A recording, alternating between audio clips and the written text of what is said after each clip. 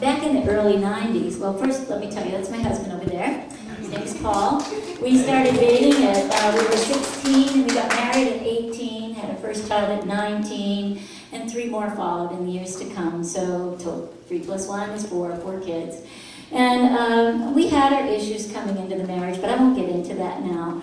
But as the years went by, I spent most of my time raising the kids and taking care of the domestic things, and Paul spent his efforts making a living and providing for our family.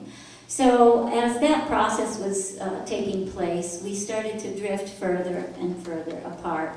And because of our issues, I was born into an alcoholic, my father was an alcoholic. I was molested as a little girl from the time I was 6 until the time I was 11. So I had somewhat of a victim mentality. And Paul was raised in a home where his dad worked all the time, and his mother, who was the heart of the home, died when he was 14. So it was tough, and so we brought that stuff into our marriage. So as we drifted further and further apart, the anger that had been in our lives actually for a long time began to surface. And to tell you the honest truth, I really thought that it was all his fault. I was doing everything right, and he was doing everything wrong. As far as I was concerned, he was very fortunate to have found someone willing to put up with him. Now, is that love? I don't think so. So as we began to drift further and further apart, there were a lot of slamming doors and peeling out, and times where we just wouldn't speak to one another, and just it got to the point where he had gotten a motorcycle and he would take off, and he had freedom during that time, and it was a relief to me because he was gone and we weren't fighting.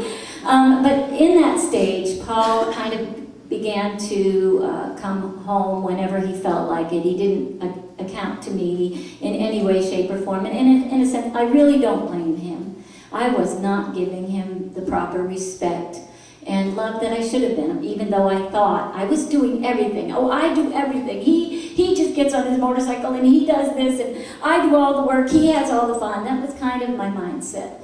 So one weekend he had taken off on his motorcycle and he didn't come home that night, and we'd had other incidents like that, and so I just said, you know what, we can't do this anymore, you really have to leave. So his bags were packed, out the door he went, he moved in with a friend of his, and life at the Rousseau place in Temple was minus some of the stress because he wasn't there for me to fight with. And he, on the other hand, was living a life free of that responsibility and the guilt trips that I would put on him. So he would just go to work, come home, ride his motorcycle and whatever. And of course, he hadn't been hearing any good words from me. I thought if I said nice things to him, it would give him a big head, and then he'd have such pride, there would be no dealing with him. So I just refused to say anything nice and kept my mouth shut. And, you know, Paul is an attractive guy, and he's a nice guy, and it didn't take long for a young woman at work who'd been divorced twice to lay her eyes on him, and she saw a vulnerable person. And she began to say, you know, I really think you're wonderful. I can't believe that your wife would let someone like you go. What, is she crazy? To me, you're wonderful. And Paul just was so hungry to have some affirmation that he really just was so vulnerable to that attention. And an affair started that lasted 3.5 years.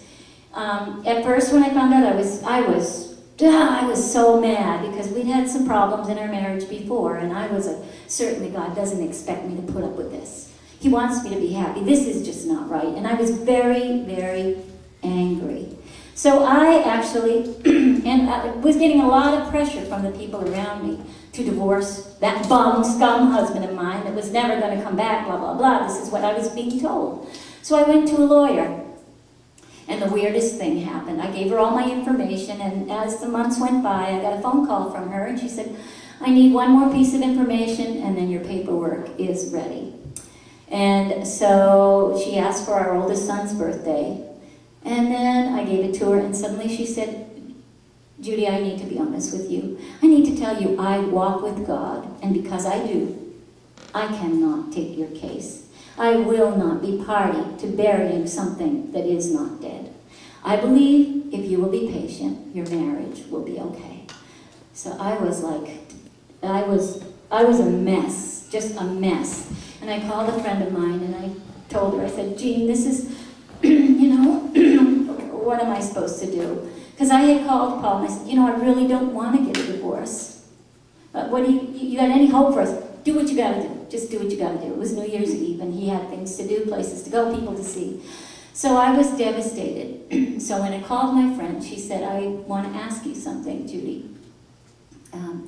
Would you, if Jesus himself were standing in front of you right now, and he asked you, Judy, what is it that you would have me do for you? What would you tell him? Oh, I would ask him to bring Paul back to himself, back to me, that he would heal our marriage, and back to our family, and that he would use us as an example that nothing is impossible for him. So I called Paul up a day or so after, and I had some great news for him. Hey, Paul, you know, and he was nice enough to come visit me afterward. Guess what?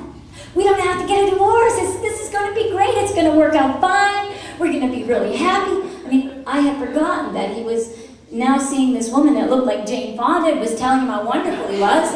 I don't know. I just didn't get it. But he was gracious, and he listened to me, and kind of went out the door, and, you know, okay, whatever.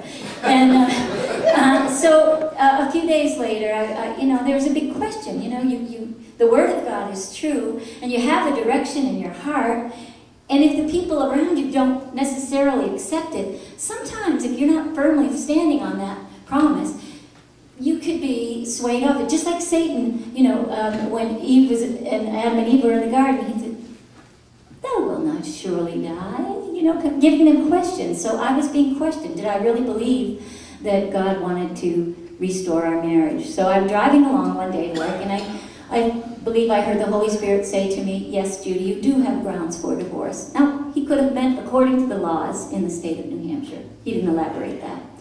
But he just said, but I will permit it if that's what you want. However, if you're willing to walk with me through this time, I will bring you great victory. But it will be very difficult. So I had heard from God. I had a promise. I was going to stand upon it. I dug into my Bible and I underlined things. It was like my lifeblood. It was what sustained me.